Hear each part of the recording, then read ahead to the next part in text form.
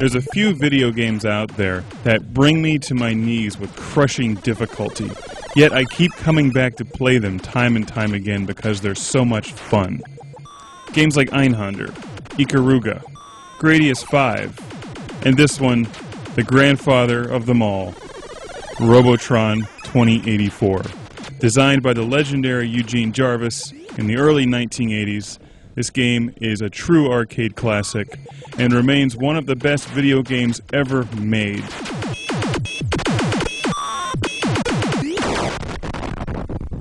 It seems to me that this could be the most ingenious arcade game ever made, because the whole point of an arcade game was to collect quarters from people going to video game arcades in the early 1980s, before we had all the great home video game systems that we're used to today. Now, the average person would just get wiped off the Robotron 2084 machine in a matter of seconds, yet they'd probably come back for more because this game is so much fun. I'm not terribly good at this game, but I'm always trying to get better. And this version of Robotron 2084 on the Xbox Live Arcade is just tremendous. It looks great, it sounds great. The only real difference between this and the arcade version is the arcade sticks on the arcade machine are much better. The gameplay is pretty simple. You use your left hand to control the guy and the right hand to fire. On the Xbox controller, you use the left thumbstick to move and the right thumbstick to fire. The objective of the game is to save all the humans while killing off all the evil robots and other things that they throw at you. Robotron 2084 moves so quickly that the best way to actually survive the game is not necessarily by shooting all the enemies, but by collecting the humans as quickly as possible, because you're rewarded with increasing amounts of points for each human you get, and you get extra lives for every 25,000 points. For the first human you save, you get 1,000 points, then 2,000, and so on up to 5,000 points for the fifth human, and more. So if you collect 5, 6, or 7 or more humans, you're getting an awful lot of points, and you're getting more extra men.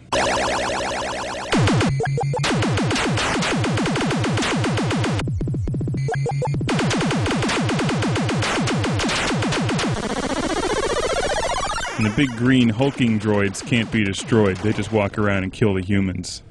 You could call this Robotron 2084 weak here on Classic Game Room HD. We'll be looking at numerous versions of this game. Here we see the Xbox Live Arcade version, but I've also got the PlayStation version, the Atari 7800 version, and the very clever Nintendo 64 version of Robotron 64, which we reviewed years ago in the original Classic Game Room series, but I'm going to have to revisit that one.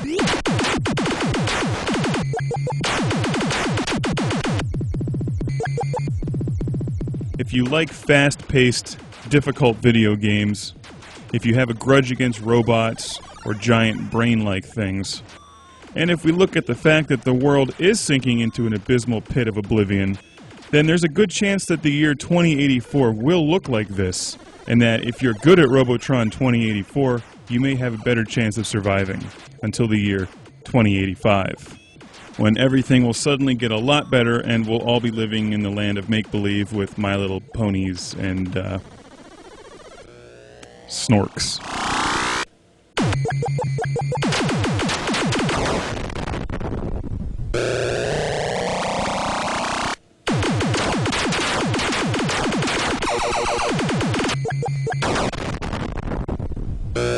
I can't think of any video game that has better sound effects than Robotron 2084. This game doesn't have a catchy theme like Ms. Pac-Man does, But when you think of 1982 arcade sound effects, this is the benchmark standard. I'd like to make my cell phone ringer sound like the opening sound at the beginning of each wave. It's such a pleasant sound because you know you've just made it one wave further.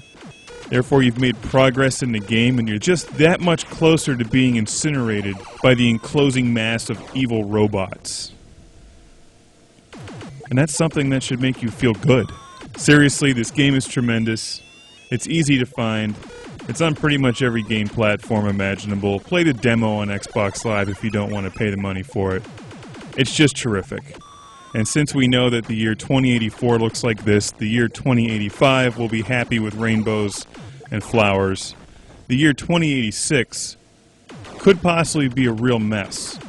Therefore, we could use a sequel to this game called ROBOTRON 2086. This time, humanity is really f***ed. And in that game, you play the guy in the middle who gets swarmed by angry robots, but instead of having a laser gun to shoot them, you have to take them all out with a stick of butter and a fork.